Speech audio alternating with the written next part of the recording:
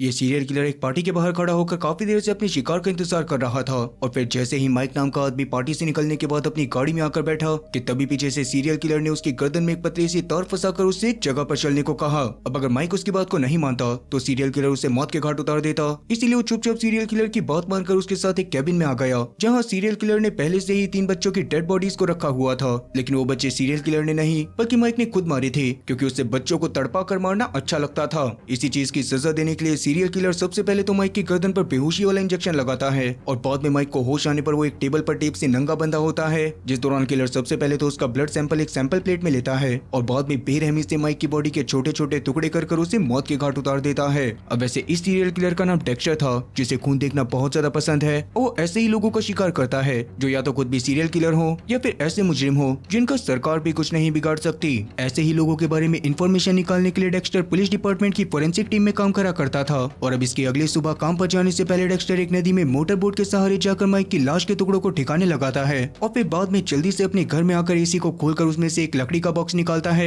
जिसमें उसने पहले से ब्लड सैंपल्स की काफी सारी प्लेट रखी हुई थी और इसका मतलब कि उसने आज से पहले भी कई लोगों को मौत के घाट उतारा है। खैर तभी डेक्स्टर के पास उसकी स्टेप सिस्टर डेब्रा का कॉल आता है जो खुद भी मायामी पुलिस डिपार्टमेंट में ही एक ऑफिसर थी। अभी अभी उन लोगों को एक लाश बहुत ही अजीब हालत में मिली होती है जिसके बारे में जानने के बाद डेक्स्टर तुरंत ही क्राइम सीन पर पहुंचता है। लेकिन वहां पर पहुंचते ही डेक्स्टर के होश उड़ जाते हैं क्योंकि मिली हुई लाश के कई टुकड़े करे गए थे और सबसे अजीब बात ये थी कि लाश पे या आसपास कातिल के कोई फिंगरप्रिंट नहीं थी और उस बॉडी में खून का एक कतरा भी नहीं बचा था। इसका मतलब कि कातिल ने विक्टिम को कहीं और मारा और बाद में उसे यहाँ पर लाकर फेंक दिया। ये तरीका देखकर डेक्स्टर काफी ज्यादा इंप्रेस होता है क्योंकि आज तक उसका पहले ऐसे शातिर कातिल से कभी भी नहीं पड़ा था। खैर अभी वहाँ पर अपना काम खत्म करने के बाद जब डेक्स्टर अपने ऑफिस में आता है तो वहाँ सार्जेंट जेम्स उसके पास आकर उसे क्राइम स्पॉट पर जाने को कहता है जहाँ एक कमरे में लाश के साथ काफी सारा ब्लड मिला था। तब वहाँ पर जाने के बाद डेक्स्टर खून के दागों को देखकर समझ जाता है कि पक्का कातिल कोई ऐसा बंदा है जिसे चक्कू चलाना बहुत अच्छे से आता है। इसी बारे में वहाँ मौजूद ऑफिसर को बताकर डेक्स्टर वहाँ से जेमी नाम के बंदे पर नजर रखने के लिए निकल जाता है क्योंकि जेमी उसका अगला शिकार था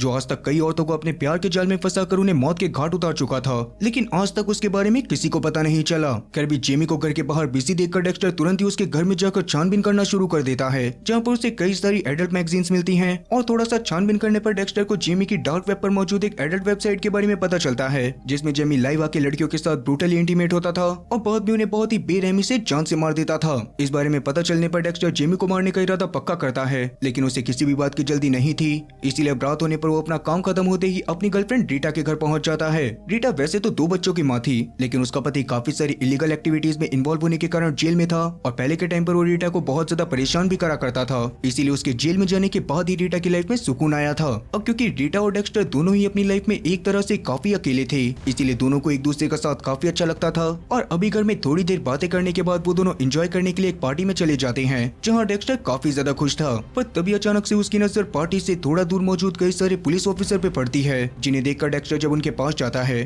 तो वहाँ पर उसे एक और लाश दिखाई देती है जिसे भी बिल्कुल सुबह वाली विक्टिम की तरह मारा गया था और इस विक्टिम की बॉडी का भी सारा खून निकाल लिया गया था लेकिन इस बार बॉडी का सर भी गायब था जो देखकर डेक्स्टर को काफी ज्यादा अजीब लगता है। लेकिन फिलहाल वो इस बारे में ज्यादा ना सोचकर अपने घर में आके जेमी की वेबसाइट को चेक करने लग जाता है। इससे उसे 2 लड़कियों के बारे में पता चलता है जिन्हें जेमी ने ब्रूटली अपनी हवस का शिकार बनाकर बेरहमी से जान से मारने के बाद उनकी वीडियो को डार्क वेब पर अपलोड कर दिया था जिन्हें देखने के बाद डेक्स्टर का खून खोल उठता है और वो जेमी को भी तड़पा तड़पा कर मारने का फैसला करता है। अब वैसे डेक्स्टर को बचपन से ही खून काफी ज्यादा पसंद था। बचपन में डेक्स्टर के असली पिता की कार एक्सीडेंट में मौत हो गई थी जिसके बाद डेब्रा के पिता हैरी जो खुद भी पुलिस डिपार्टमेंट में थे उन्होंने डेक्स्टर को गोद ले लिया था और उन्हें कुछ ही समय बाद पता चल गया था कि डेक्स्टर के मासूम चेहरे के पीछे एक ऐसा खतरनाक सीरियल किलर छुपा है जिसको किसी भी हालत में नहीं रोका जा सकता। असल में उस समय पर डेक्स्टर ने अपने घर में मौजूद कुत्ते को बस इसीलिए जान से मार दिया था क्योंकि वो उसकी बीमार स्टेप मॉम को देखकर भौंकना शुरू कर देता था। इस बारे में डेक्स्टर से बात करके पता चलने पर हैरी उसे समझाता है कि डेक्स्टर को अपने गुस्से को काबू करके रखना पड़ेगा और अगर वो लोगों को मारना ही चाहता है तो उसे ऐसे लोगों को मारना चाहिए जो या तो समाज के लिए खतरा है या फिर बड़े बड़े जुर्म करने के बाद भी खुले घूम रहे हैं। इस पर डेक्स्टर मान जाता है और फिर हैरी पुलिस में होने की वजह से उसे लोगों को सफाई से मारकर लाश को छुपाना सिखा देता है। खैर प्रेजेंट टाइम में जब अगली सुबह डेक्स्टर एक रेस्टोरेंट में डेब्रा से रात में मिली लाश के बारे में बात करता है तो डेब्रा उसे बताती है कि रात वाली डेड बॉडी काफी ज्यादा ठंडी थी।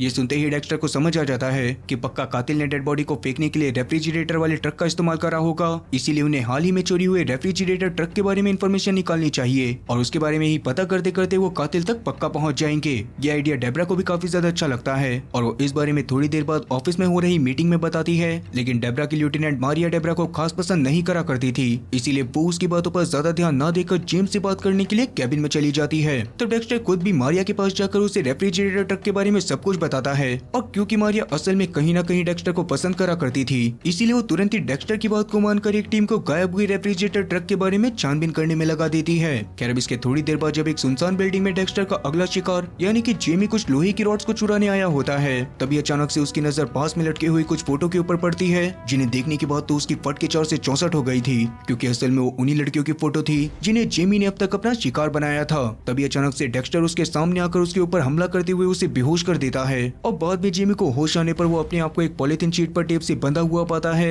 और डेक्स्टर अपने शिकार को इसी तरह से मारा करता था। अभी वो जेमी को भी जान से मारने के बाद उसकी बॉडी को छोटे छोटे टुकड़ों में काट कर ठिकाने लगा देता है। लेकिन इसके बाद जब वो अपने घर की तरफ जा रहा था कि तभी अचानक उसके सामने एक रेफ्रिजरेटर ट्रक पहुंच जाता है। उसको देखने के बाद डेक्स्टर को उसके ऊपर शक हो रहा था कि तभी ट्रक में बैठा ड्राइवर उसकी गाड़ी के बगल से गुजरते समय उसकी गाड़ी के ऊपर कुछ फेंक देता है, जिसकी वजह से डेक्स्टर को रुकना पड़ता है और ट्रक ड्राइवर वहां पर से ट्रक को लेकर निकल जाता है। फिर भी डेक्स्टर के ड्राइवर की फेंकी गई चीज को ध्यान से देखने पर उसे पता चलता है कि असल में उस ड्राइवर ने उसकी गाड़ी पर पिछली रात मिली लाश का सर फेंका था, जो देखने के बाद डेक्स्टर तुरंत ही वहां पर सभी पुलिस वालों को बुलाता है, जिस दौरान मारिया डेक्स्टर से उस ड्राइवर की शक्ल के बारे में जानने की कोशिश करती है। लेकिन डेक्स्टर को उसके बारे में कुछ भी पता नहीं होता, क्योंकि ट्रक की लाइट्स तेज होने की वजह से डेक्स्टर ड्राइवर की शक्ल को नहीं देख पाया था। अब ये बताने के बाद जब डेक्स्टर अपने घर में जाता है तो वहाँ डेक्स्टर को अपने फ्रिज पर एक गुड़िया का कटा हुआ सर दिखाई देता है। इसके बाद फ्रिज को खोलने पर डेक्स्टर को उसमें ही गुड़िया के बॉडी पार्ट कटे हुए मिलते हैं, जिसे देखने के बाद डेक्स्टर समझ गया था कि इस नए वाले सीरियल किलर को उसके घर और उसकी असलियत के बारे में पता चल गया है,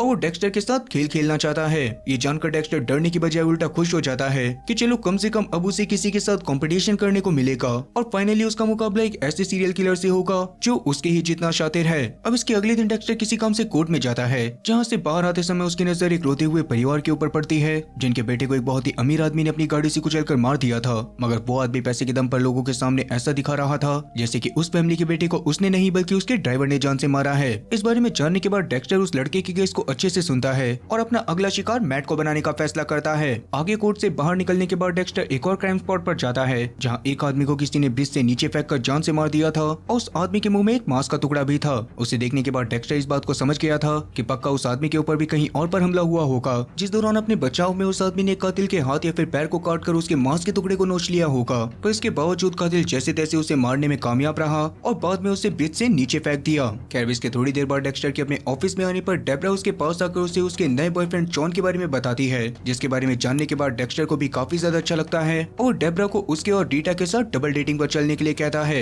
ये आइडिया डेब्रा को भी काफी ज्यादा अच्छा लगा था, और अभी वो इस बारे में बातें कर ही रहे थे कि तभी वहाँ पर मारिया पहुंचकर सभी लोगों को बताती है कि उन्हें पुल के नीचे जो लाश मिली थी वो लाश उनके ही डिपार्टमेंट के एक पुलिस ऑफिसर रिकी की है। ये बात जानने के बाद सभी लोगों को बहुत ज्यादा बुरा लगता है, और फिलहाल के लिए मारिया जेम्स के साथ रिकी की पत्नी को इस बारे में खबर देने के लिए रिकी के घर पर जाती है। लेकिन वहाँ जाने पर उन्हें रिकी की बीवी भी बहुत ज्यादा घायल हालत में मिलती है, जिसे देखने के बाद वो दोनों तुरंत ही वहाँ पर एम्बुलेंस बुलाकर उसे हॉस्पिटल में भिजवाते हैं, और बाद में डेक्स्टर वहाँ पर आकर वहाँ पड़े खून की छानबीन करना शुरू कर देता है। तो डेक्स्टर को सोफा के नीचे रिकी की बीवी का फोन मिलता है, जिसके बारे में वैसे तो डेक्स्टर ने ऑफिसर एंजल को बताया था, मगर फिलहाल उस फोन को देखते ही जेम्स अचानक से उस फोन को लेते हुए उसकी छानबीन करने के बहाने वहाँ पर से निकल जाता है। फिर भी डेक्स्टर भी अपने घर पर जाकर सो गया था, जिसकी अगली सुबह डेब्रा डेक्स्टर के पास कॉल करके अचानक से उसे एक रेफ्रिजरेटर ट्रक के बारे में बताती है जो कुछ दिनों पहले चोरी हो गया था, पर अभी डेब्रा ने उसको ढूंढ निकाला था। इस बारे में पता चलते ही डेक्स्टर तुरंत ही उस जगह पर पहुंच जाता है, जहां पहुंच के उस ट्रक के अंदर जाने पर उन्हें एक आइस क्यूब के अंदर 5 अलग अलग लोगों की कटी हुई फिंगर दिखाई देती हैं,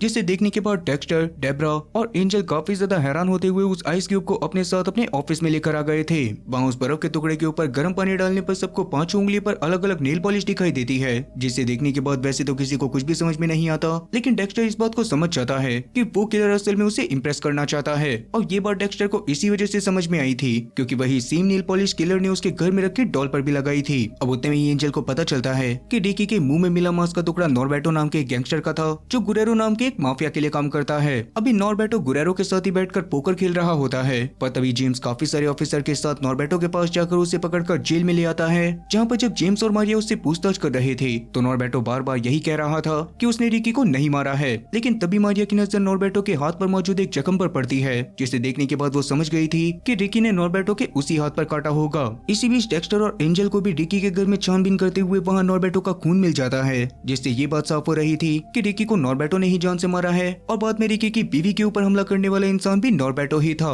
इस बारे में पता चलने के बाद जेम्स नॉर्बर्टो को जल्दी से जल्दी फांसी की सजा दिलवाना चाहता था, लेकिन मारिया नॉर्बर्टो के जरिए गुरेरो को भी पकड़ना चाहती थी, जिस बात पर जेम्स और मारिया के बीच में बहस भी हो जाती है। तो मारिया को ये बात समझ में नहीं आ रही होती कि जेम्स हॉस्पिटल में भी रिकी की बीवी कारा का बहुत ज्यादा ध्यान क्यों रख रहा था और अभी उसके ऊपर हमला करने वाले के बारे में पता चल जाने पर भी उससे सब्र क्यों नहीं है। खैर इसी बीच डेक्स्टर अपने अगले शिकार यानी कि मैट के ऊपर नजर रखते हुए एक पब में पहुंच जाता है, जहां पर मैट दारू पी रहा था और अभी डेक्स्टर भी खुद भी उसके साथ दारू पीते हुए उससे बात करने लग जाता है। फिर मैट के वहां पर से जाने के बाद डेक्स्टर उसके ग्लास से उसके फिंगरप्रिंट लेकर उसके बारे में छानबीन करना शुरू कर देता है और तब जाकर डेक्स्टर को पता चलता है कि मैट ने ड्रिंक एंड ड्राइव करके पहले भी कई लोगों को जान से मारा है, लेकिन हर बार पैसे के दम पर वो बच निकलता है। और क्योंकि मैट डेक्स्टर के लिए एक परफेक्ट शिकार था, इसीलिए डेक्स्टर उसको जान से मारने के लिए कमरा तैयार करता है और अगले दिन नॉर्मल इंसानों की तरह पहले तो रीटा, डेब्रा और डेब्रा के बॉयफ्रेंड शॉन के साथ एक डबल डेट पर जाता है, जहां डेब्रा तो शॉन के साथ काफी ज्यादा खुश थी, लेकिन डेक्स्टर की नजर वहां पर ही मौजूद गुरेरो के ऊपर पड़ जाती है, जो खुद भी वहां पर खाना खाने के लिए आया था।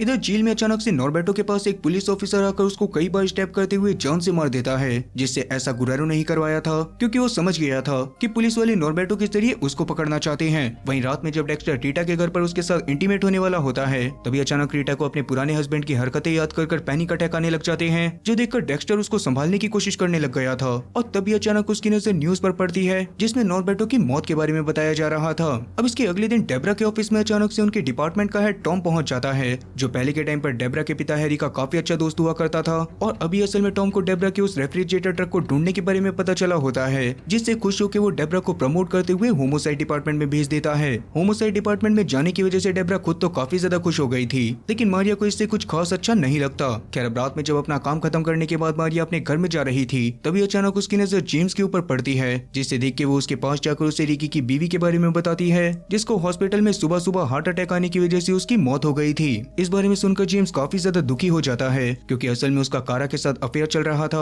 और कारा जल्दी ही रिकी से डिवोर्स लेके जेम्स से शादी करने वाली थी। ये जानकर मारिया को जेम्स के अजीब बिहेवियर के बारे में सारी चीजें समझ आ गई थी, इसीलिए अभी वो वहाँ पर से चुपचाप चली जाती है। वहीं दूसरी तरफ डेक्स्टर आज मैट को जान से मारने की फिराक में उसका पीछा कर रहा था कि तभी अचानक उसे डेब्रा कॉल करके एक रेस्टोरेंट में मिलने के लिए बुलाती है, जहाँ डेक्स्टर के पहुंचने पर वो डेक्स्टर से बातें करते हुए उसे अपने प्रमोशन के बारे में खुशी खुशी बता रही थी, जिस दौरान सीरियल किलर होने की वजह से वैसे तो डेक्स्टर को कोई भी इमोशन फील नहीं हो रहे होते, पर उसके बावजूद भी वो डेब्रा की खुशी के लिए खुश होने का नाटक करने लग जाता है। उस दौरान उसकी नजर एक बार फिर से गुरेरो के ऊपर पड़ती है, जो कोइंसिडेंटली एक बार फिर से उसी रेस्टोरेंट में आ गया था जहाँ पर डेब्रा और डेक्स्टर खाना खा रहे थे। तब गुरेरो को वॉशरूम में जाता हुआ देखकर डेक्स्टर भी उसके पीछे पीछे जाता है, जहाँ वैसे तो वो गुस्से में गुरेरो को जान से मारना चाहता था, लेकिन इस समय पर उसके ऐसा करने से सारा शक सीधा उसके ऊपर ही जाता, इसीलिए वो गुरेरो को मारने का प्लान कैंसिल कर देता है। दरअसल डेक्स्टर के स्टेप फादर यानी कि हैरी ने शुरू से उसे यही सिखाया था कि अगर वो कभी भी किसी को भी जान से मारे तो उसे पीछे कोई भी सबूत नहीं छोड़ने हैं। खून को बहुत ज्यादा पसंद करने की वजह से डेक्स्टर ने एक बार एक जानवर को जान से मारने के बाद अपने खंजर को साफ नहीं करा था, जिसकी वजह से हैरी ने उसे डांटा भी था, क्योंकि ऐसे में पुलिस कभी भी उस तक पहुंच सकती थी।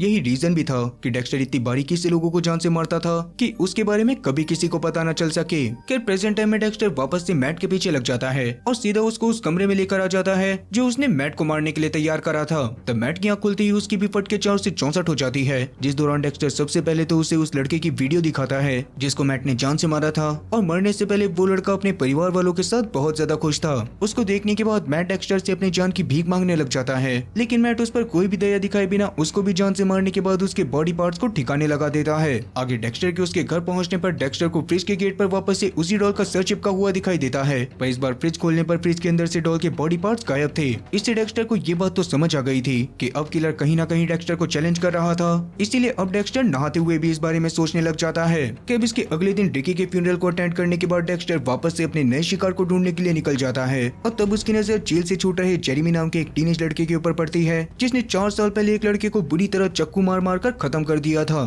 डेक्स्टर को यकीन था कि पक्का जेरेमी वापस से कोई ना कोई ऐसा कांड करने की कोशिश जरूर करेगा, इसी वजह से वो जेरेमी के ऊपर नजर रखना शुरू कर देता है, और फिर थोड़ी देर बाद जेरेमी उसे एक जगह से खतरनाक खंजर खरीदते हुए दिखाई देता है। ये देखकर डेक्स्टर उसके पास जाके उसका हाथ पकड़ते हुए उसे ऐसी चीजें ना खरीदने के लिए कहता है, लेकिन जेरेमी उसकी बात पर ज्यादा ध्यान ना देके उस खंजर को लेकर वहाँ पर से डरते हुए निकल जाता है। इसी बीच डेब्रा और मारिया को एक आइस स्केटिंग वाली जगह पर चेरी नाम की प्रोस्टिट्यूट की लाश मिलती है, जिसे भी उसी सीरियल किलर ने मारा था जो लोगों का खून निकाल लिया करता था। अभी डेब्रा जब इस बारे में मारिया से बात करती है तो मारिया उसे स्केटिंग हॉल के सिक्योरिटी गार्ड टोनी के बारे में बताती है, जो पिछली रात से गायब था, और सीसीटीवी फुटेज में साफ तौर पर उसे लाश को ग्राउंड में रखते हुए देखा जा सकता था। इसी वजह से मारिया को लग रहा होता है कि पक्का टोनी ने ही चेरी को जान से मारा होगा और वो सीरियल किलर किलर भी वही है, मगर डेब्रा के हिसाब से टोनी किलर नहीं था। मगर उसके बार बार बोलने पर भी मारिया उसकी बात को नहीं मानती और ऑफिस में चल रही मीटिंग में भी टोनी को ही कातिल बता देती है। डेक्स्टर को भी ये सब काफी ज्यादा बेकार लगता है, क्योंकि सारी चीजें देखकर उसे ये बात समझ में आ रही थी कि बस ऊपर से आ रही प्रेशर के कारण मारिया इस केस को जल्दी से जल्दी बंद करना चाहती है। पर क्योंकि डेक्स्टर मारिया से इस बारे में कोई भी बात नहीं कर सकता था,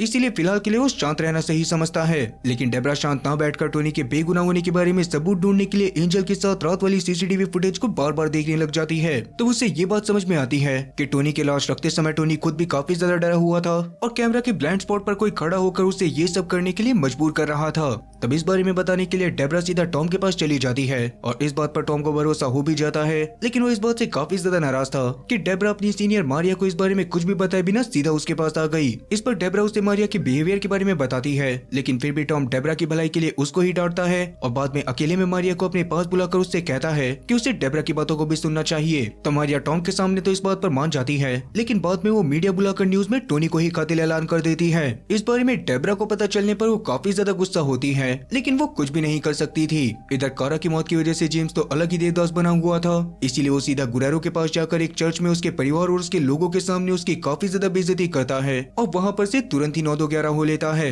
इधर डेक्स्टर ने अभी भी जेरेमी के ऊपर नजर बनाई हुई थी, जिस दौरान जेरेमी एक लड़के को जान से मारने के लिए उसे जंगल की तरफ मगरमच्छ दिखाने के बहाने से ले जाता है, जहाँ लड़के के जाने के बाद वो उसे मारने के लिए अपना खंजर निकाल ही रहा था। पर तभी अचानक से डेक्स्टर खुद वहाँ पर पहुँच जाता है, जिसे देखने के बाद जेरेमी और वो दूसरा लड़का वहाँ पर से तुरंत ही भाग जाते हैं। तब डेक्स्टर के ऊपर एक मगरमच्छ भी हमला करने की कोशिश करता है, जिससे बचकर डेक्स्टर जैसे तैसे अपनी गाड़ी के पास वापस आ गया था। लेकिन उसके वहाँ आने पर उसे पता चलता है कि जेरेमी ने उसकी गाड़ी का कांच तोड़कर उसका पर्स ही चुरा लिया था। इससे इरिटेट होकर डेक्स्टर आज ही उसको जान से मारने का इरादा बना लेता है, जिसके बाद उसका पीछा करते हुए वो एक खाली जगह पर जेरेमी को इंजेक्शन लगाने ही वाला था कि तभी अचानक जेरेमी उसको बताता है कि आज से 4 साल पहले उसने जिस लड़के को जान से मारा था, उस लड़के ने उसके साथ गलत हरकत करी थी। बदनामी के डर से वो इस बात को कोर्ट में भी नहीं बता पाया और उसे बेफालतू की सजा काटनी पड़ी। ये बात सुनने के बाद डेक्स्टर जेरेमी को जान से मारने का इरादा बदलकर उसे छोड़ देता है और तब जेरेमी भी डेक्स्टर का पर्स उसको वापस करके चुपचाप वहाँ पर से निकल जाता है। अब वैसे डेक्स्टर ने सबसे पहली बार एक नर्स को मौत के घाट उतारा था, जिसके बारे में उसे हैरी के हॉस्पिटल में एडमिट होने के दौरान पता चला था और उस समय पर वो नर्स कुछ लोगों को हाई डोज के इंजेक्शन देकर जान से मार दिया करती थी। ऐसा ही वो हैरी के साथ भी करना चाहती थी, लेकिन उसके ऐसा करने से पहले ही डेक्स्टर उसको रोक लेता है और बाद में हैरी खुद ही डेक्स्टर से उस नर्स को जान से मारने के लिए कहता है। तो डेक्स्टर सीधा ही नर्स के घर पर जाकर घर को पूरी तरह से पॉलिथीन से कवर कर देता है और फिर घर की तलाशी लेने पर उसे एक बुक मिलती है, जिसमें नर्स ने अपने आज तक के सभी शिकारों के बारे में लिखा हुआ था। अब इसके थोड़ी देर बाद नर्स के घर में आते ही डेक्स्टर उस पे हमला करते हुए उसे बुरी तरह से मारने लग जाता है, जिस दौरान ये डेक्स्टर का पहला कत्ल होने की वजह से उसे काफी ज्यादा दिक्कत हो रही थी। पर बाद में जैसे तैसे उसने नर्स के ऊपर काबू पा ही लिया था। तब नर्स उसको बताती है कि वो बस उन्हीं लोगों को जान से मारा करती थी जिनका दर्द उससे देखा नहीं जाता था और इसीलिए वो उन्हें आसान मौत देना चाहती थी। लेकिन डेक्स्टर उसकी ऐसी फालतू बातों के ऊपर बिल्कुल भी ध्यान नहीं देता और आखिरकार अपने पहले शिकार को जान से मारने के बाद सीरियल किलर की दुनिया में कदम रख देता है। खैर प्रेजेंट टाइम में सार्जेंट जेम्स के दोस्त उसे रात में एक पार्टी में जाने के बहाने से बुलाते हैं, जिस दौरान वो अपने साथ जोकर वाले मास्क भी लेकर आए थे, लेकिन वो लोग असल में किसी पार्टी में नहीं बल्कि जोकर जैसे मास्क को पहनकर गुरेरो के घर में जाकर उसे धमकाने वाले थे, ताकि जो हाल रिकी का हुआ था आज के बाद गुरेरो डिपार्टमेंट के किसी और ऑफिसर के साथ वैसा ना कर पाए। ये बात जानने के बाद जेम्स उन सभी लोगों से ऐसा करने के लिए मना करता है, क्योंकि वो सुबह सुबह ही गुस्से में जाकर गुरेरो की काफी बेइज्जती कर चुका था और अभी जेम्स के साथियों के ऐसा करने से इस काम में भी गुरेरो का शक पूरा का पूरा जेम्स के ऊपर ही जाता और पक्का वो उसे जान से मारने के लिए किसी न किसी को जरूर लगा देता। जेम्स की सारी बातें सुनने के बावजूद भी जेम्स की बातों को कोई भी नहीं सुनता, इसीलिए जेम्स खुद ही वहाँ पर से निकल जाता है। लेकिन इसके अगले दिन वही होता है जिसका जेम्स को डर था। दरअसल जेम्स के अगले दिन ऑफिस के बाहर पहुँचने पर उसे सड़क के दूसरी तरफ गुरेरो का एक आदमी हाथ में जोकर का मास्क लिए खड़ा हुआ दिखाई देता है, जो इशारों में जेम्स को गोली मारने की बात कर रहा था, जिस बात से डरकर जेम्स तुरंत ही ऑफिस में चला जाता है। वहीं दूसरी तरफ डेक्स्टर इस समय पर एंजल और अपनी बाकी सारी टीम के साथ एक बीच पर आया होता है, क्योंकि उस जगह मौजूद कुछ पेड़ों के पास एक आदमी का कटा हुआ हाथ मिला था। तब उस हाथ में मौजूद गर्म खून को देखकर डेक्स्टर इस बात को समझ जाता है कि पक्का उस हाथ को थोड़ी देर पहले ही काट कर वहाँ पर फेंका गया होगा। और तभी अचानक एंजल को वहाँ पर एक फोटो भी मिलती है, जिसे उस किलर ने ही वहाँ पर छोड़ा था। तब उस फोटो के खींचने के एंगल को देखने के बाद डेक्स्टर के तो पूरी तरह से होश उड़ जाते हैं, क्योंकि असल में वो अपने बचपन में हैरी की पूरी फैमिली के साथ उसी सेम जगह पर छुट्टियां मनाने के लिए आया था, जिस दौरान वो खुद भी सेम एंगल से फोटो खींच रहे थे।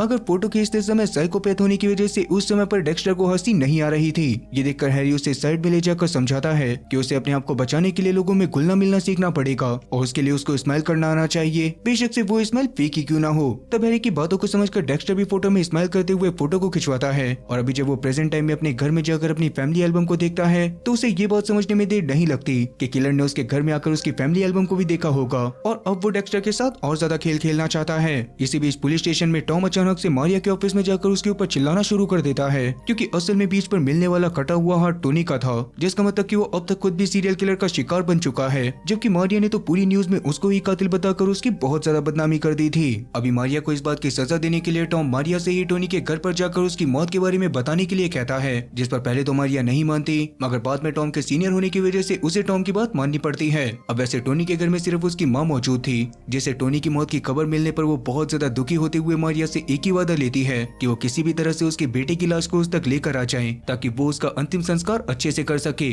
खैर इसके अगले दिन ही डेक्स्टर की टीम को वापस से एक फुटबॉल ग्राउंड में टोनी का कटा हुआ पैर मिलता है, जो देखने के बाद डेक्स्टर बहुत ज्यादा परेशान हो गया था क्योंकि बचपन में वो उसी फुटबॉल ग्राउंड में अपने दोस्तों के साथ खेला करता था और एक समय पर जब वो अपने दोस्तों के साथ मिलकर एक बच्चे को बुली कर रहा था तभी अचानक से वहाँ पर हैरी आकर डेक्स्टर को इस बात के लिए डांटते हैं कि हमेशा उसे बुरे लोगों को ही परेशान करना चाहिए और डेक्स्टर की फोटो हैरी ने उसी समय पर वहाँ पर खींची थी। खैर भी प्रेजेंट टाइम में टोनी के पैर को ध्यान से स्टडी करने के बाद डेक्स्टर को ये बात समझ में आ जाती है कि उस पैर को भी थोड़ी देर पहले ही काटा गया था और हो सकता था कि टोनी अभी भी जिंदा हो। इस बारे में डेक्स्टर एंजल के साथ जाकर मारिया और जेम्स को भी बता देता है और अभी जैसा कि 2 दिनों से उन्हें लगातार टोनी के बॉडी पार्ट्स मिल रहे थे तो हो सकता था उन्हें अगले दिन भी टोनी का कोई बॉडी पार्ट मिले, इसलिए मारिया तुरंत ही पूरे शहर की पुलिस फोर्स को टोनी को ढूंढने में लगा देती है। पर जेम्स इस बीच काफी ज्यादा परेशान था क्योंकि पिछले 1-2 दिन से वो जहाँ पर भी जा रहा था वहाँ पर गुरेरो के आदमी उसको फॉलो कर रहे थे। आज रात में घर जाने पर उसके घर के बाहर भी गुरेरो के आदमी खड़े होते हैं, जिन्हें देखने के बाद जेम्स गुस्से में उनकी तरफ भागता है, लेकिन जेम्स के कुछ करने से पहले ही उसके आदमी वहाँ पर से अपनी गाड़ी लेकर निकल जाते हैं।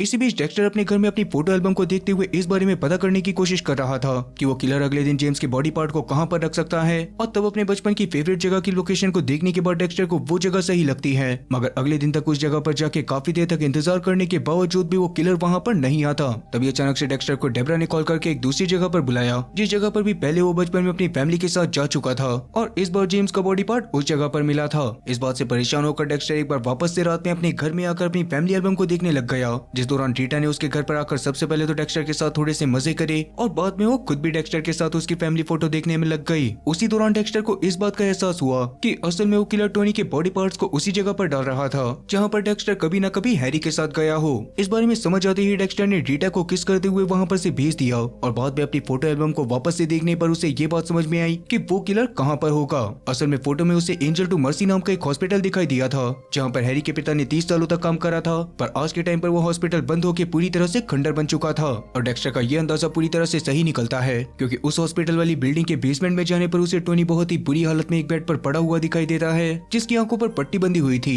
और अभी अपने पास में डेक्स्टर के आने की आवाज को सुनकर वो डेक्स्टर से उसे जान से मारने के लिए कहने लग गया था। तब डेक्स्टर इस बात को समझ जाता है कि वो सीरियल किलर उसके हाथ से एक मासूम इंसान को मरवाकर उसे मासूम लोगों का कातिल भी बनाना चाहता है, इसी वजह से डेक्स्टर टोनी को नहीं मारता। पर तभी अचानक से डेक्स्टर को सीढ़ियों के पास से एक कैमरा की आवाज आती है, जिसे सुनने के बाद डेक्स्टर के वहाँ पर जाने पर उसे वहाँ पर कोई दिखाई तो नहीं देता, मगर वहाँ उस किलर की अभी अभी खींची गई डेक्स्टर और टोनी के साथ की फोटो पड़ी थी। खैर अभी फिलहाल के लिए डेक्स्टर इस बात पर ज्यादा ध्यान न देकर डेब्रा के पास इस बारे में खबर पहुंचाकर उसे वहाँ पर बुला लेता है, जिसके वहाँ पर आते ही थोड़ी देर बाद टोनी को रेस्क्यू कर लिया जाता है, जिस दौरान टॉम खुद भी वहाँ पर आकर डेब्रा की तारीफ करने लग गया था। अब उसी रात जब जेम्स अपने घर के बाहर पहुँचता है तभी अचानक से गुरेरो के लोग उसके सर पर एक कपड़ा डालकर उसे बहुत ही बुरी तरह से मारने लग जाते हैं, जिसके बाद वो उसे गुरेरो के पास ले गए थे जहाँ पर गुरेरो उसे जान से मारने वाला था, मगर गुरेरो के ऐसा करने से पहले ही वहाँ पर जेम्स के साथी पहुंचकर गुरेरो के साथियों को जान से मार देते हैं और फाइनली गुरेरो को भी पकड़ लिया जाता है। ये सब असल में जेम्स के साथियों का प्लान था, जिसमें उन्होंने जानबूझकर गुरेरो को जेम्स के पीछे लगाया था ताकि बाद में वो उसे रंगे हाथों पकड़ सके। कैरविस के अगले दिन डेक्स्टर उसके साथियों ने किलर की उस लोकेशन में उसके सुराग ढूंढने शुरू कर दिए थे, लेकिन बहुत ज्यादा कोशिश करने के बाद भी बस उन्हें वहाँ पर टोनी और चूहों का खून मिला था। इसकी वजह से मारिया और खासकर डेब्रा काफी ज्यादा परेशान होती है और वहीं दूसरी तरफ इसी बीच रीटा जब अपने काम से घर आ रही होती है तभी अचानक वो अपनी एरिना नाम की दोस्त को बहुत ज्यादा परेशान देखती है। असल में एरिना एक इलीगल इमिग्रेंट थी जो पहले कुत्तों जैसे तैसे मियामी में आ गई होती है, लेकिन तब से ही उसका पति क्यूबा में फंसा हुआ था और अभी उसने कुछ दिनों पहले ही अपने पति को भी क्यूबा से वहाँ पर लाने के लिए एक दलाल को पैसे दिए थे, जो करने के लिए दलाल मान भी गया था। पर रास्ते में अचानक से एरिना की अपने पति से बात होनी बिल्कुल बंद हो गई और तब से ना तो वो मायामी में आया था और ना ही उसके बारे में एरिना को कोई खबर मिली थी। अब इलीगली ये काम करवाने की वजह से वो पुलिस वालों के पास भी नहीं जा सकती थी, जिस बारे में जानने के बाद रीटा को भी उसके लिए बहुत ज्यादा बुरा लगता है और रीटा तुरंत ही इस बारे में डेक्स्टर को बताकर डेक्स्टर से एरिना के पति के बारे में पता करने के लिए कहती है। इस पर शुरू में तो डेक्स्टर मना करता है, लेकिन औरतों से आज तक कौन ही जीत पाया है। क्या जाने दो इस बात को। कुल मिलाकर डेक्स्टर को रीटा की ये बात माननी पड़ती है और थोड़ी सी छानबीन करने के बाद डेक्स्टर को जॉर्ज नाम के एक दलाल के बारे में पता चलता है जो खुद भी यही काम करा करता था। उसके बारे में जानने के बाद डेक्स्टर जॉर्ज के एक स्क्रैप यार्ड में छानबीन करने के लिए जाता है, लेकिन उसके अंदर जाने से पहले ही बाहर जॉर्ज पहुंच गया था, जिससे बचने के लिए डेक्स्टर पास पड़ी पुरानी गाड़ियों को खरीदने की बात करने लग जाता है। लेकिन जॉर्ज उसकी बातों पर ज्यादा ध्यान न देकर उसे वहाँ पर से भगा देता है। इसके बावजूद डेक्स्टर रात में वापस से उसी जगह पर जाता है जहाँ पर सही से छानबीन करने और आसपास पड़ी अजीब सी चीजों को देखने के बाद डेक्स्टर को ये बात तो समझ आ गई थी कि पक्का उस जगह पर इमिग्रेंट्स को कैद करके रखा जाता है। असल में इस तरह के दलाल लोगों को यहाँ पर लाने के बाद उनके परिवार वालों से और ज्यादा पैसे की डिमांड करते थे, पर अगर उनके परिवार वाले पैसे नहीं दिया करते थे तो दलाल बिना सोचे समझे कैद करे गए लोगों को जान से मार दिया करते थे। अब क्योंकि मियामी में इस सब का मास्टरमाइंड खुद जॉर्ज ही था, इसी वजह से डेक्स्टर को अपना अगला शिकार मिल जाता है और अब वो जॉर्ज को मारने का फैसला करता है। फिर इसके अगले दिन समंदर के किनारे अचानक से एक लाश बहकर आती है, जिसकी जांच पड़ताल होने पर सबको पता चलता है कि वो लाश असल में एरिना के पति की ही थी। इस बारे में एरिना को पता चलने पर वो पुलिस स्टेशन में फूट फूट कर रोना शुरू कर देती है, जिस दौरान रीटा डेक्स्टर को ऐसे दिख रही थी जैसे कि बस डेक्स्टर ही एरिना के पति के कातिल को सजा दिलवा सकता है। अब डेक्स्टर खुद भी इसी फिराक में था, क्योंकि उसे समझ में आ गया था कि एरिना के पति की जान भी जॉर्ज की वजह से ही गई होगी, इसीलिए अब वो जॉर्ज के ऊपर और ज्यादा नजर रखना शुरू कर देता है। जिस दौरान डेक्स्टर को पता चलता है कि जॉर्ज ने इलीगल काम कर करके अपने लिए एक शानदार सा मेंशन बना रखा था और उसके काम में उसकी पत्नी भी उसकी मदद करा करती थी। इधर डेब्रा हॉस्पिटल में टोनी के होश में आने पर उसके पास जाके उससे सीरियल किलर के बारे में जानने की कोशिश करती है, लेकिन टोनी को सीरियल किलर की शक्ल याद नहीं थी और ना ही वो उस हॉस्पिटल के बेसमेंट में हुई घटनाओं को याद करना चाहता था। तब शुरू में तो डेब्रा उससे ज्यादा कुछ भी नहीं कहती, लेकिन जब बाद में इधर उधर और भी काफी ज्यादा छानबीन करने के बावजूद भी डेब्रा और उसके साथियों के हाथ में उस सीरियल किलर से रिलेटेड कुछ भी नहीं लगता, तो डेब्रा एक बार वापस से टोनी के पास जाकर उसकी आंखों पर पट्टी बांधकर उससे उस समय को याद करने के लिए कहती है जिस समय कातिल उसको टॉर्चर कर रहा था। शुरू में तो टोनी इस पर मना कर देता है, लेकिन डेब्रा के बार बार बोलने पर टोनी इस बात को मानकर अपनी आंखों पर पट्टी बांधता है और फिर धीरे धीरे उस सीन को इमेजिन करते हुए टोनी को याद आता है कि कातिल बार बार बेसमेंट में टॉफी के पैकेट्स को फाड़ रहा था और उन पैकेट्स के ऊपर उसके फिंगरप्रिंट हो सकते थे। इस बारे में पता चलते ही डेब्रा तुरंत ही जॉन और मासूका नाम के फॉरेंसिक डिपार्टमेंट के बंदे के साथ बेसमेंट में छानबीन करना शुरू कर देती है और तब किस्मत से उन्हें थोड़ी ही देर में बेसमेंट में टॉफी का एक पैकेट मिल भी जाता है, जिससे डेब्रा बहुत ज्यादा खुश हो गई थी। खैर इसी बीच रात के समय में डेक्स्टर जॉर्ज की बोट पर छानबीन करने के लिए गया था, जहाँ पर छानबीन करने के बाद उसे बहुत सारे मोबाइल फोन और बोट के नीचे वाले हिस्से में बहुत सारे लोगों की लाशें दिखाई देती हैं, जिन्हें देखने के बाद डेक्स्टर सबसे पहले तो उन लाशों की फोटो खींचता है और अगले ही दिन जॉर्ज को जान से मारने का फैसला कर लेता है। खैर उसी समय किनारे पर जॉर्ज की गाड़ी आ गई थी, इसीलिए डेक्स्टर तुरंत ही बोट से नीचे उतरकर छुप जाता है और जॉर्ज वहाँ पर से बोट को लेकर समंदर में लाशें ठिकाने लगाने के लिए निकल जाता है। खैर इसकी अगली रात डेक्स्टर जॉर्ज के गैराज में आके वहाँ रखे एक कंटेनर में जॉर्ज को मारने का पूरा सेटअप करता है, जिसके थोड़ी देर बाद ही जॉर्ज इलीगली क्यूबा से लाए हुए नए लोगों को गैराज में लेकर आ गया था। उनको वहाँ पर लाने के बाद वो उन्हें एक वेयर हाउस में बंद कर देता है, पर तभी अचानक उसकी नजर थोड़ी सी दूर रखी काफी सारी कैंडल्स पर पड़ती है, जिनका पीछा करते हुए वो फाइनली उस कंटेनर में आ गया था जहाँ पर डेक्स्टर ने उसे मारने का सेटअप कर रखा था। वहाँ पर डेक्स्टर ने उन लोगों की फोटो भी लगाई होती है जिन्हें अब तक जॉर्ज ने मारा था, पर उनको जॉर्ज के देखने के बाद उसके कुछ रिस्पॉन्ड करने से पहले ही डेक्स्टर उसे इंजेक्शन लगाकर बेहोश कर देता है। पर अभी जॉर्ज को जान से मारने से पहले डेक्स्टर को बाहर से जॉर्ज की बीवी की गाड़ी की आवाज आती है, जो वहाँ पर लाए हुए इलीगल लोगों को देखने के लिए आई थी। जिस दौरान उसके वेयर हाउस का गेट खोलते ही एक औरत वहाँ पर से भागने की कोशिश भी करती है, लेकिन जॉर्ज की बीवी उसे धमकाकर जबरदस्ती वेयर हाउस में फिर से बंद कर देती है। ये देखकर डेक्स्टर मौका पाते ही सबसे पहले तो जॉर्ज की बीवी को भी बेहोश कर देता है, जिसके थोड़ी देर बाद उसे होश आने पर वो खुद भी अपने पति के साथ ही बंधी होती है और अब डेक्स्टर बिना रहम दिखाए उन दोनों को जान से मार देता है। लेकिन इस बार वो बॉडी पार्ट्स को ना काट कर उनकी बॉडी को सीधा समंदर के बीचों बीच फेंक देता है, जिसके अगले दिन डेक्स्टर खुशी खुशी रीटा के साथ रीटा के घर में उसकी बेटी की बर्थडे पार्टी के बारे में बात कर रहा था। जिस दौरान रीटा काफी ज्यादा परेशान थी, क्योंकि अगले ही दिन उसका पति जेल से छूटने वाला था और रीटा को डर था कि कहीं पॉल वापस से उसके पास आकर उसको परेशान न करने लगे। इस पर डेक्स्टर उसे टेंशन न लेने को कह ही रहा होता है कि तभी अचानक डेक्स्टर को एक कॉल आता है, पर कॉल को उठाते ही उसके चेहरे की हवाइयां उड़ जाती हैं। असल में जॉर्ज के गैराज के पास ही समंदर के किनारे पुलिस वालों को एक लाश मिली थी, जो किसी और की नहीं बल्कि कुछ जॉर्ज की बीवी की थी। ये बात डेक्स्टर के लिए किसी बुरे सपने से कम नहीं होती, क्योंकि अब छानबीन होने पर वो पकड़ा जा सकता था। और उसके लिए सबसे अजीब बात तो ये थी कि उसके उस बॉडी को समंदर के बीचों बीच फेंक कराने के बावजूद भी वो बॉडी सीधा गैराज के पास वाले समंदर किनारे पर आ गई, जिसका मतलब साफ था कि पक्का उस बॉडी को किसी ने जानबूझकर डेक्स्टर को फंसाने के लिए उस जगह पर रखा होगा और ये काम उस रेफ्रिजरेटर ट्रक वाले सीरियल किलर के अलावा कोई भी नहीं कर सकता था। खैर इसी वजह से डेक्स्टर इन्वेस्टिगेशन के दौरान भी काफी ज्यादा डरा हुआ होता है और उसका डर तो तब और ज्यादा बढ़ जाता है जब उसके साथियों को छानबीन करने पर गैराज में ही खड़ी एक गाड़ी की डिग्गी में एक बच्चा छुपा हुआ दिखाई देता है, जो वहाँ पर पिछली रात से छुपा था और उसने डेक्स्टर को जॉर्ज की बीवी को बेहोश करते हुए भी देखा था। तब इस बारे में पता चलते ही डेक्स्टर उस बच्चे की नजरों से बचने के लिए वहाँ पर से निकल जाता है और बाद में वहाँ उस छोटे बच्चे पाब्लो से बात करने करने के बाद उसके परिवार वालों के मिलने तक उसे अपने पास रख लेती है, क्योंकि मारिया खुद भी क्यूबा से थी और सिर्फ उसे ही उस बच्चे की भाषा समझ में आ रही थी। फिर अब डेक्स्टर की टेंशन बढ़ने लगती है, क्योंकि एक तरफ वो बच्चा मारिया की निगरानी में जॉर्ज की बीवी को बेहोश करने वाले आदमी का स्केच बनवाने में लगा था, और दूसरी तरफ डेब्रा अपने बाकी सारे साथियों के साथ इस केस में भी अपनी पूरी जी जान के साथ इन्वेस्टिगेशन करने में लग गई थी। अब वैसे डेब्रा पहले के टाइम पर डेक्स्टर को अपना भाई नहीं मानती थी, क्योंकि असल में हैरी के डेक्स्टर को घर मिलाने के बाद हैरी डेक्स्टर के ऊपर ज्यादा ध्यान देने लग गया था, और वो डेब्रा को बिना बताए डेक्स्टर के साथ शिकार पर भी जाता था। कहीं न कहीं उसी वजह से हैरी डेब्रा को समय नहीं दे पा रहा होता, और उसी वजह से डेब्रा उस समय पर डेक्स्टर को पसंद करना बंद कर देती है। और एक बार को तो उसने बचपन में डेक्स्टर से गुस्से में कह भी दिया था कि वो उसका भाई कुछ भी नहीं है। फिर प्रेजेंट टाइम में डेब्रा को शक होता है कि पक्का ये काम किसी दूसरे खतरनाक सीरियल किलर का है। जिस बीच ही उन्हें एक औरत के बारे में पता चलता है जो जॉर्ज और उसकी बीवी के मरने के बाद बाकी सारे लोगों के साथ वेयर हाउस से भाग गई थी। असल में जॉर्ज और उसकी बीवी को मारने के बाद डेक्स्टर ने वेयर हाउस के दरवाजे को खोल दिया था, जिसके बारे में सुबह लोगों को पता चलने पर वो वहाँ पर से भाग गए थे, पर उनमें से किसी ने भी डेक्स्टर को नहीं देखा होता। पर जैसा कि उस अनजान इंसान ने उन सभी लोगों को फ्री करके उनकी मदद करी थी, इसीलिए वेयर हाउस से भगे सभी लोगों के लिए वो अनजान इंसान किसी भगवान से कम नहीं होता। फिर इसके थोड़ी देर बाद डेक्स्टर मारिया और पाब्लो वाले कमरे में जाता है, जहाँ पाब्लो स्केच बनवाते हुए थकने के कारण सो गया था, और अब तक उसने बस डेक्स्टर की हूबहू आंखें बनवाई होती हैं, जिसे देखने के बाद डेक्स्टर और ज्यादा परेशान होना शुरू हो जाता है। खैर अब क्योंकि डेक्स्टर पकड़ा जाना नहीं चाहता था,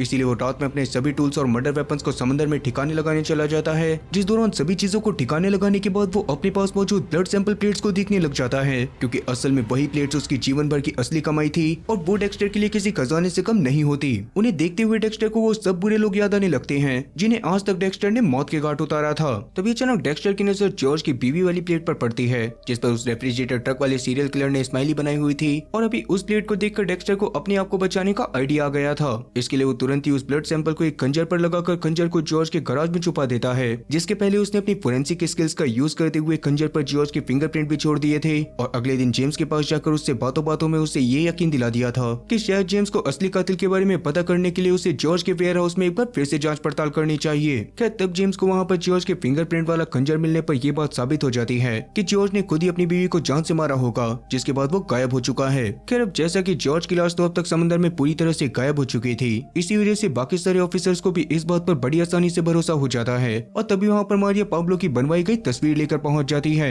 उस दौरान डेक्स्टर एक बार वापस से डरने लग गया था, मगर तस्वीर को देखने के बाद तो उसकी हंसी छूट जाती है, क्योंकि पाब्लो ने असल में जीसस की फोटो बनवाई थी, क्योंकि उस बेचारी बच्चे के हिसाब से उसे बचाने के लिए उस रात जीसस खुद वहाँ पर आए थे। खैर इसके थोड़ी देर बाद ही पाब्लो के चाचा उसको पुलिस स्टेशन में आकर अपने साथ लेकर चले जाते हैं, और अब जैसा कि डेक्स्टर के ऊपर से खतरा टल चुका था, इसी वजह से वो बहुत ज्यादा खुश होकर रीटा की बेटी की बर्थडे पार्टी को एंजॉय करता है। अब एक दिन की एंजॉयमेंट के बाद डेक्स्टर को वापस से अपने काम पर जाना पड़ता है, जिस दौरान मियामी में एक स्टूडेंट की लाश मिलती है, जिसे बहुत ही बेरहमी से किसी ने कई बार स्टैब करके मौत के घाट उतार दिया था। उस समय डेक्स्टर के सभी लोगों को सारा सीन एक्सप्लेन करने के बाद अचानक से डेक्स्टर को जेरेमी नाम के उस बच्चे के बारे में याद आता है, जिसे उसने सुधरने के लिए छोड़ दिया था, पर असल में ये काम जेरेमी का ही था। ये बात डेक्स्टर को समझ आते ही वो खुद इस बार जेरेमी के पीछे ना जाकर जेम्स से जेरेमी के पीछे जाने के लिए कहता है, और अब इसके अगले दिन ही डेबरा को नाइल नाम के एक आदमी के बारे में पता चलता है, जो रेफ्रिजरेटर ट्रक वाला सीरियल किलर हो सकता था। इसीलिए डेबरा तुरंत ही अपने साथियों के साथ उसके घर में जाती है, जहाँ से जैसे तैसे नाइल तो भागने में कामयाब हो जाता है, लेकिन उसके घर में डेबरा और उसके साथियों को बहुत सारे सबूत मिले थे, और उससे साबित हो रहा था कि वो सीरियल किलर नाइल है।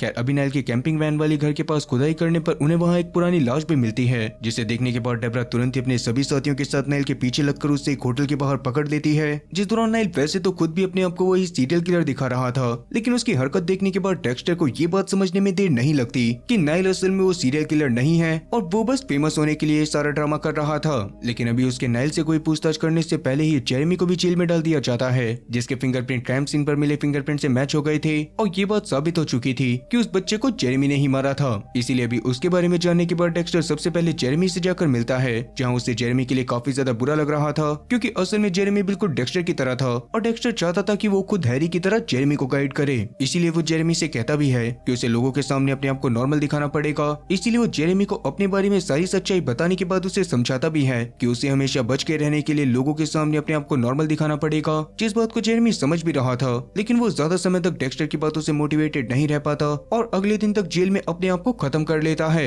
इस बारे में पता चलने पर डेक्स्टर को सच में काफी ज्यादा बुरा लगता है, और इसी बीच रीटा का पति पॉल, जो जेल से बाहर आ गया था, वो बार बार रीटा के घर में अपने बच्चों से मिलने के बहाने जाने लगता है, जिस दौरान वो रीटा को ये दिखाने की कोशिश भी कर रहा था कि वो सुधर गया है, लेकिन रीटा जानती थी कि ये सच नहीं है। इवन रीटा के बच्चे भी अपने पिता से नहीं मिलना चाहते थे, इसीलिए रीटा कई बार पॉल को भगाती भी है, मगर पॉल अपनी हरकतों से बाज नहीं आता। वहीं दूसरी तरफ डेबरा ने अब तक अपने बॉयफ्रेंड शॉन से ब्रेकअप कर लिया था और अब उसे हॉस्पिटल में टोनी का इलाज करने वाला डॉक्टर यानी कि डॉक्टर रूडी पसंद आने लग गया था, जो प्रोस्टेटिक पार्ट्स बनाने और उन्हें लगाने का काम करता था। और अब तक उसने टोनी के कटे हुए हाथ पैरों की जगह पर भी प्रोस्टेटिक पार्ट्स लगा दिए थे। इससे खुश होकर डेबरा रूडी के साथ डेट पर जाती है, जिसके खत्म होने के बाद रूडी उसके साथ बियर पीते हुए उसे अपनी माँ की मौत के बारे में बताता है, जिन्होंने अपनी जान एक दुर्घटना में गंवाई थी। और उसके बाद से ही रूडी ने लोगों के लिए प्रोस्टेटिक पार्ट्स बनाने का फैसला करा था। उसकी बातें सुनने के बाद डेबरा उससे काफी ज्यादा इम्प्रेस हो चुकी थी और कहीं ना कहीं अब रूडी खुद भी उसको पसंद करने लग गया था। वहीं डेक्स्टर नाइल और मारिया के इंटरव्यू को देखकर काफी ज्यादा हैरान होता है, क्योंकि नाइल की सारी डिटेल्स को जानने के बाद उसे लग रहा था कि शायद नाइल सच में वो किलर हो सकता है।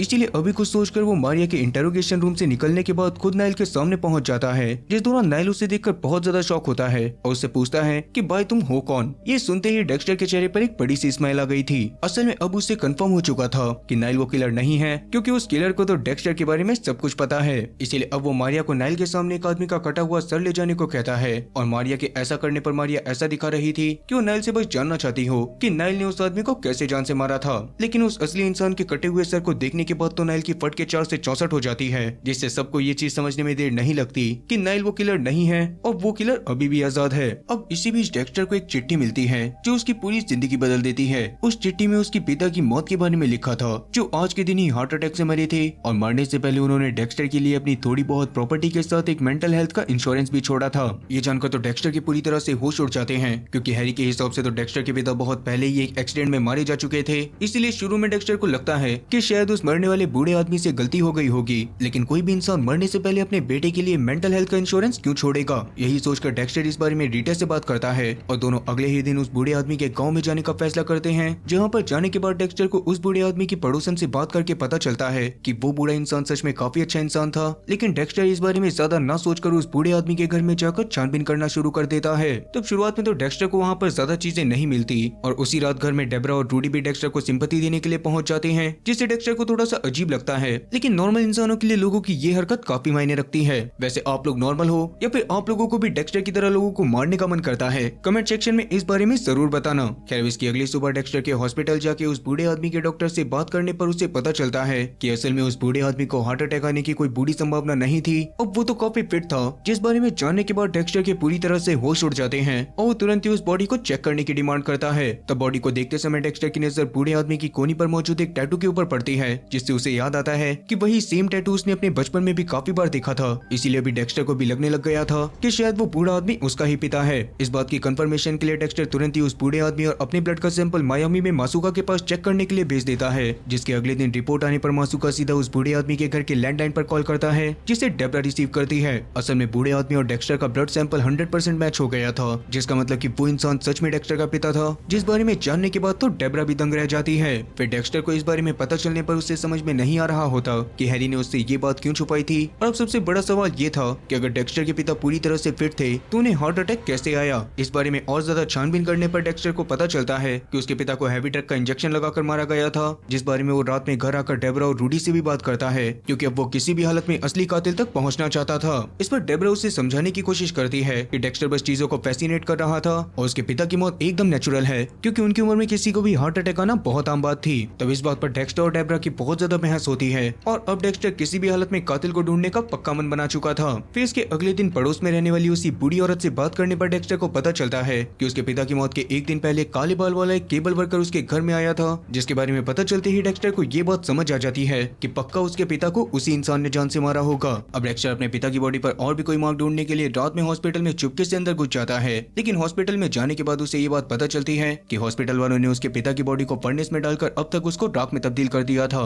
ये बात जानने के बाद डेक्स्टर को बहुत ज्यादा बुरा लगता है और अभी जब गार्ड्स को उसके बारे में पता चलने पर गार्ड्स उसके पीछे आने लग जाते हैं, तो डेक्स्टर तुरंत ही अपने पिता की अस्थियों को उठाते हुए जैसे तैसे हॉस्पिटल से भागने में कामयाब हो जाता है। उतने में ही डेक्स्टर का पीछा करते हुए हॉस्पिटल के बाहर रूडी भी आ गया था, जो डेक्स्टर को जल्दी से अपनी गाड़ी में बिठाकर उसे एक खाली जगह पर लेकर जाता है, जहाँ पर डेक्स्टर भी अपने पिता को आखिरी अलविदा कहते हुए उनकी अस्थियों को हवा में उड़ा देता है। अब इसके बाद घर आने पर जब डेक्स्टर अपने पिता के पुराने सामान को चेक करता है तो उसमें उसको एक थैंक यू कार्ड मिलता है, जो बचपन में डेक्स्टर ने ही किसी अनजान आदमी के लिए लिखा था। दरअसल डेक्स्टर को बचपन में डेबरा के साथ खेलते हुए एक खतरनाक चोट लग गई थी, जिस दौरान उसका काफी ज्यादा खून बह जाने की वजह से उसे हॉस्पिटल में एडमिट करवाना पड़ा था। सबसे बुरी बात तो ये थी कि डेक्स्टर का ब्लड ग्रुप काफी रेयर था, जिसका जल्दी इंतजाम न होने से डेक्स्टर की जान जा सकती थी। पर किस्मत से अगले ही दिन हैरी किसी डोनर डोनर को ढूंढ लेता है और डेक्स्टर की जान बच जाती है। हालांकि उस समय पर डेक्स्टर को उस डोनर की आइडेंटिटी के बारे में पता नहीं चला होता, लेकिन उस समय पर उसने हैरी को उस डोनर के लिए एक थैंक यू कार्ड दिया था और प्रेजेंट टाइम में डेक्स्टर के हाथ में वही थैंक यू कार्ड था। उसी वजह से डेक्स्टर को अब ये बात समझ में आ जाती है कि बचपन में उसकी जान बचाने वाला इंसान कोई और नहीं बल्कि उसका असली पिता था। खैर अब जैसा कि उस केबल वाले बंदे के बारे में पता करना इतना ज्यादा आसान नहीं होता, इसीलिए डेक्स्टर अगले ही दिन रीटा, रूडी और डेब्रा के साथ अपने घर पर वापस जाने लगता है। तो उसे जाता हुआ देखकर डेक्स्टर की पड़ोसन उसे कुछ बताने के लिए उसका नाम चिल्लाती है, लेकिन डेक्स्टर उसकी आवाज को न सुन पाने के कारण वहाँ पर से निकल जाता है।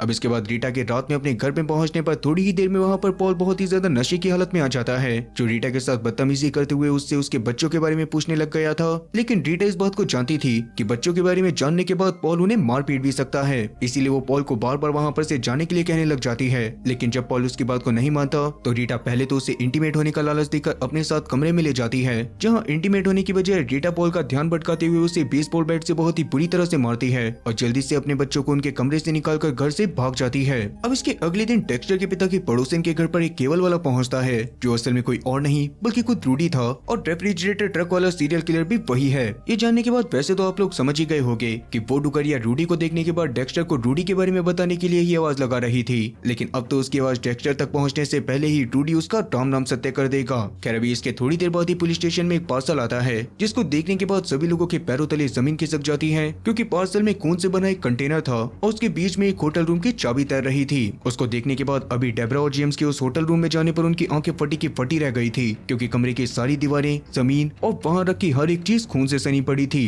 लेकिन सबसे ज्यादा अजीब बात तो ये थी कि वहाँ पर कोई भी लाश मौजूद नहीं होती। अब आगे डेक्स्टर के उस कमरे की तलाशी लेने के लिए अंदर जाने पर उसकी भी हालत खराब हो जाती है, क्योंकि आज से पहले उसने इतना ज्यादा खून कभी भी नहीं देखा था और अभी डेक्स्टर को पैनिक अटैक भी आने लग गए थे, जिस दौरान उसे खून से सने एक शिपिंग कंटेनर का विजन भी आता है, जिसमें वो अपने सामने एक औरत को भी देख पा रहा था। खैर प्रेजेंट टाइम में डेक्स्टर की ऐसी हालत देखने के बाद डेब्रा के भी होश उड़ चुके थे और अब उस होटल रूम को डेक्स्टर की जगह पर मासू का चेक कर रहा था, जिस दौरान डेक्स्टर कमरे के बाहर बैठा होता है। तभी अचानक डेक्स्टर को रीटा कॉल करके पिछली रात हुई सारी घटना के बारे में बताती है, जिसकी वजह से पॉल ने रीटा के ऊपर केस कर दिया था और सारे सबूत रीटा के खिलाफ जा रहे थे। ये बात जानने के बाद डेक्स्टर अपने जानकार वकील को रीटा को संभालने के लिए भेज देता है और फिर पुलिस स्टेशन में जाने के बाद डेक्स्टर सबको बताता है कि वो खून असल में रेफ्रिजरेटर ट्रक वाले सीरियल किलर ने ही वहाँ पर फैलाया था और वो खून उन्हीं लोगों का था जिनकी लाशें बीते कुछ दिनों में मियामी पुलिस को बिना खून के मिली थी। अब ये बात इस वजह से भी साबित हो रही थी क्योंकि कमरे में सीरियल किलर के ही पैरों के निशान मिले थे और उसके अलावा वहाँ पर कुछ भी नहीं था। ये बात जानने के बाद सभी लोग अपने अपने काम में लग जाते हैं, पर डेक्स्टर इस बात को समझ चुका था कि सीरियल किलर ने ये सब डेक्स्टर को उसके बचपन का वही खौफनाक मंजर याद दिलवाने के लिए करा था, जिसे डेक्स्टर न जाने कब का भूल चुका था।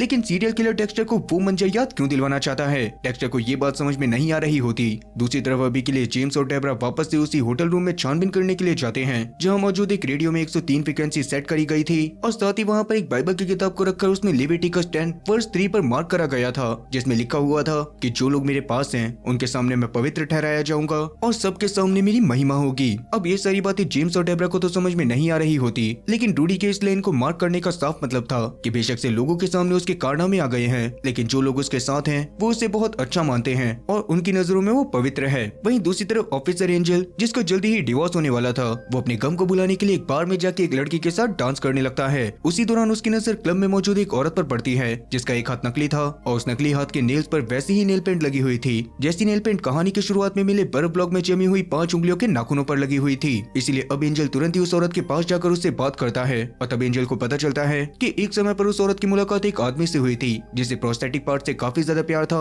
और वो नेल आर्ट उसने ही उसके हाथ पर करी थी। इस बारे में पता चलने पर एंजल इस बारे में बात करने के लिए रूडी के पास जाता है ताकि उससे प्रोस्थेटिक पार्ट्स बनाने वाले लोगों के बारे में और ज्यादा जानकारी मिल सके। तब शुरुआत में तो एंजल की बातों को सुनकर रूडी को लग रहा था कि शायद एंजल को उसके ऊपर शक हो गया है, इसीलिए उसको मारने के लिए अपने टूल्स को उठाने लग जाता है। लेकिन अभी के लिए एंजल उससे काफी ज्यादा नॉर्मल सवाल कर रहा था, इसीलिए फिलहाल रूडी उसको जान से ना मारकर उसे वहाँ पर से जाने देता है। इधर रात में डेक्स्टर रीटा के घर में आया हुआ था, जहाँ डेक्स्टर के खाना बनाने के दौरान पॉल भी वहाँ पर पहुँच जाता है और अभी के लिए रीटा पुलिस कंप्लेंट होने की वजह से पॉल को वहाँ पर आने से मना भी नहीं कर सकती थी। तब डेक्स्टर को वहाँ पर देखकर पॉल रीटा और डेक्स्टर के रिलेशन की वजह से डेक्स्टर से बहसबाजी करना शुरू कर देता है, जिससे गुस्से में आकर डेक्स्टर पॉल के मुंह पर एक फ्राई पैन मारकर उसको बेहोश करता है और बाद में उसे एक होटल में ले जाके पटकते हुए उसके आसपास ड्रग वगैरह छोड़ देता है। इससे अगले ही दिन पॉल को वापस से लंबी जेल हो जाती है और रीटा के ऊपर करा गया पॉल का केस कैंसिल हो जाता है। ये जानकर रीटा तो बहुत ज्यादा खुश हो गई थी और उस समय पर भी डेक्स्टर उसके ही घर में था। इधर रात में जब एंजल अपने घर के पास जाता है तभी अचानक काले कपड़े पहना एक इंसान आकर उसके ऊपर चक्कू से हमला करता है, जिस दौरान एंजल ने भी उसके मुंह पर मुक्का मार दिया था।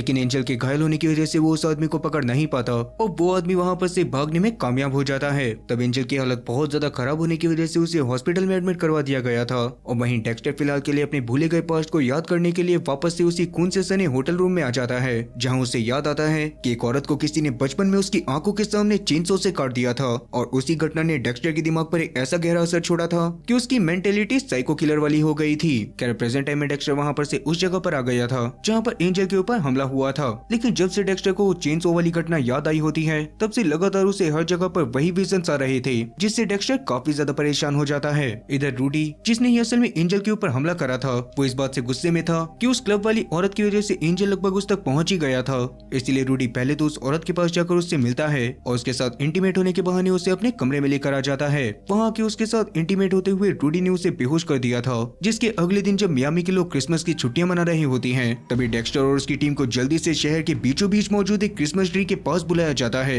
जहां उसी क्लब वाली औरत के टुकड़े गिफ्ट की तरह जमीन पर पड़े थे। उन्हें देखने के बाद तो डेक्स्टर का दिमाग फिर जाता है और तभी डेक्स्टर को उन टुकड़ों के बीच में एक वीडियो कैसेट मिलती है जिसमें किलर के क्लब वाली औरत को टॉर्चर करने वाले क्लिप्स थे। उन क्लिप्स को देखकर साफ पता चल रहा था कि किलर ने औरत को मारने से पहले उसके शरीर का सारा खून निकालने के लिए उसे उल्टा लटका रखा था। अब इसके थोड़ी देर बाद डेक्स्टर एक रेस्टोरेंट में रूडी से मिलने के लिए जाता है, जहाँ रूडी के चेहरे पर डेक्स्टर ने उस निशान को भी नोटिस करा था, लेकिन रूडी ये बोलकर बातों को घुमा देता है कि वो चोट उसे काम करने के दौरान लगी है। तब रूडी डेक्स्टर को ये बात भी बताता है कि आज रात वो डेब्रा को प्रपोज करने वाला है। ये सुनकर डेक्स्टर को काफी खुशी होती है, जिसके बाद डेक्स्टर अपने ऑफिस में जाकर अपना काम करने में लग जाता है। तब डेक्स्टर को अपनी काम वाली जगह पर एंजल की शर्ट भी मिलती है जिसमें खून की कुछ बूंदे भी थी और डेक्स्टर उन्हें देखकर तुरंत समझ गया था कि वो बूंदे पक्का उसी सीरियल किलर की होंगी जिसने रूडी के ऊपर हमला करा है। इसीलिए डेक्स्टर उसके डीएनए को निकालता है, लेकिन अभी जब डेक्स्टर के हाथ में कुछ भी नहीं लगता तो इस बारे में और ज्यादा सोचने लग जाता है। तभी डेक्स्टर को 103 नंबर यानी कि बाइबल में लिखे उस वर्स और सेम रेडियो फ्रीक्वेंसी वाली बात याद आती है, जिससे डेक्स्टर को लगने लग गया था कि 103 नंबर जरूर ही कोई खास नंबर है। तब 10.3 डेक्स्टर को किसी तारीख की तरह लगती है, इसलिए वो हर साल की 10 तारीख तीसरे महीने की खबरें चेक करने लग जाता है, जिससे उसे उसके बचपन में हुई एक खबर के बारे में पता चलता है, जिस दिन एक ड्रग डीलर ने एक औरत और उसके साथियों को बेरहमी से एक शिपिंग कंटेनर के अंदर खत्म कर दिया था।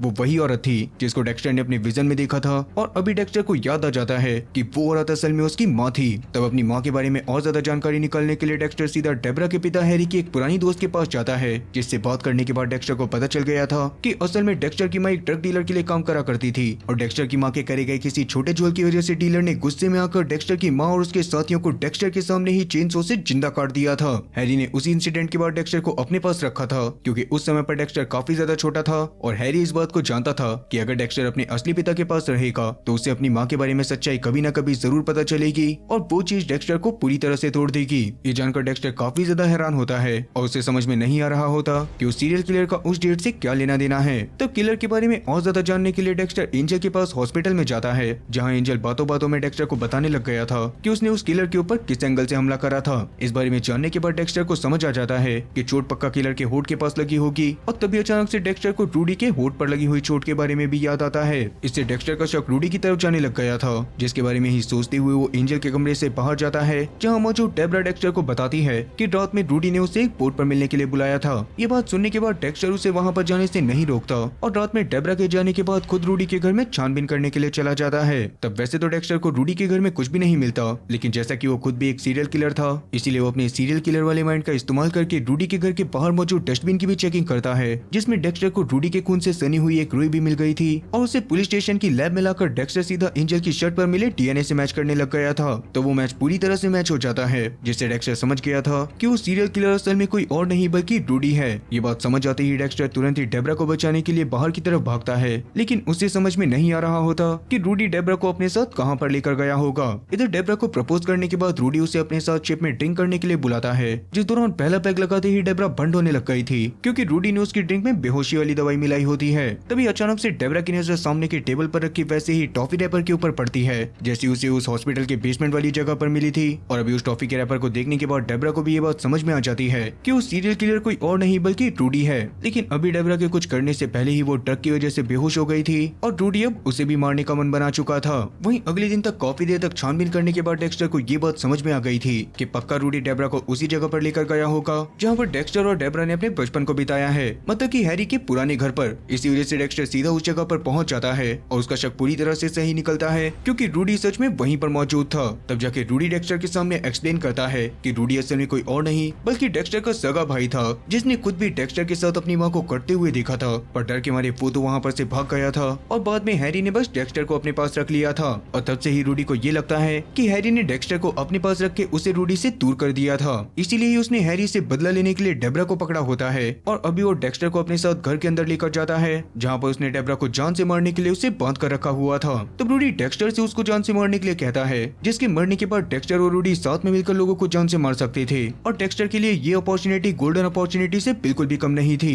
इसी वजह से डेक्स्टर तो अब काफी ज्यादा खुश होने लग जाता है और एक बार को रूडी की बातों में आकर वो सच में डेब्रा को जान से मारने वाला था। पर तभी अचानक से उसे हैरी की सिखाई गई सीख याद आती है और रूडी से डेब्रा को जान से मारने के लिए मना करके उससे लड़ाई करना शुरू कर देता है। तब जैसे तैसे डेक्स्टर ने रूडी को बेहोश कर दिया था, जिसकी थोड़ी देर बाद वो पुलिस वालों के पास उस जगह की लोकेशन को भेजकर वहाँ पर जेम्स और उसके साथियों को बुला लेता है, जो आकर डेब्रा को अपने साथ रेस्क्यू करके सेफ लोकेशन पर ले जाते हैं। पर उन लोगों के आने से पहले ही डेक्स्टर रूडी को अपने साथ लेकर अपने करे गए सेटअप वाली जगह पर आ गया था, जहाँ पर रूडी की आंख खुलने पर वो अपने आप को बंधा हुआ पाता है और अब डेक्स्टर उसे बिल्कुल वैसे ही जान से मारने वाला था जैसा कि रूडी अब तक लोगों को मारते हुए आया था। ऐसा करते हुए डेक्स्टर को बहुत ज्यादा दुख भी हो रहा होता है, क्योंकि कौन भाई अपने बड़े भाई को जान से मारना चाहेगा। पर बहुत ज्यादा हिम्मत करके डेक्स्टर जैसे तैसे अपने बड़े भाई को जान से मार ही देता है और बाद में कमरे के कोने में बैठकर फूट फूट कर रोना शुरू कर देता है। अब वैसे डेक्स्टर इस बार रूडी की लाश को नहीं छुपाता और उसके शरीर से भी सारे खून को निकालने के बाद उसे लावारिस छोड़ देता है, जिसके अगले दिन डेक्स्टर के साथियों को वो लाश मिलने पर उन्हें लगने लग गया था कि शायद रूडी ने पकड़े जाने के डर से गिल्ट में आकर खुद को ही खत्म कर लिया होगा। अब जैसा कि ये केस डेक्स्टर की वजह से सॉल्व हुआ था, इसीलिए डेब्रा और शहर के कुछ लोग डेक्स्टर को बहुत ज्यादा चीयर अप करते हैं, जिस दौरान डेक्स्टर अपने आप को किसी हीरो की तरह महसूस कर रहा था। पर अभी डेक्स्टर की अपनी गाड़ी के पास जाने पर टोनी उसे घूरता हुआ नजर आता है, क्योंकि असल में टोनी को डेक्स्टर के काम करने के तरीके पर काफी ज्यादा शक हो रहा था और कहीं न कहीं टोनी के मन में मौजूद एक बात टोनी को खाई जा रही थी कि डेक्स्टर के काम करने और सोचने का तरीका भी बिल्कुल सीरियल किलर्स जैसा है। अब वैसे तो डेक्स्टर सच में एक सीरियल किलर था, या फिर डेक्स्टर ये बात साबित होने से पहले टोनी को ही ठिकाने लगा देगा। माफ करना, इस सीजन के खत्म हो जाने की वजह से मैं इन सारे सवालों के जवाब आपको इसके नेक्स्ट सीजन में दे पाऊंगा, क्योंकि इस सीरीज के पूरे 8 सीजन हैं और सारे के सारे फर्स्ट सीजन से भी ज्यादा मजेदार हैं और पर्सनली मैं उन सभी को अपने चैनल पर करना चाहता हूँ। लेकिन इतनी बड़ी सीरीज को उठाने का जिम्मा मैं अकेले अपने सर पर नहीं ले सकता, इसीलिए इसके नेक्स्ट सीजन को गुरु एक्सप्लेनर पर लाना है या फिर नहीं, ये चॉइस मैं आप लोगों के ऊपर छोड़ता हूँ। और आप लोगों को इसके सेकंड सीजन को देखने के लिए बस कमेंट सेक्शन में सीरियल किलर लिखना पड़ेगा। और हर बार की तरह अगर 100 लोग भी इसके सेकंड सीजन को देखने के लिए कमेंट करते हैं तो पक्का मैं उन 100 लोगों के लिए भी इसके सेकंड सीजन को जरूर लेकर आऊंगा, इसीलिए कमेंट करना बिल्कुल भी मत भूलना। बाकी मिलते हैं मेरे नेक्स्ट वीडियो में, क्या तब तक के लिए टाटा और गुड बाय।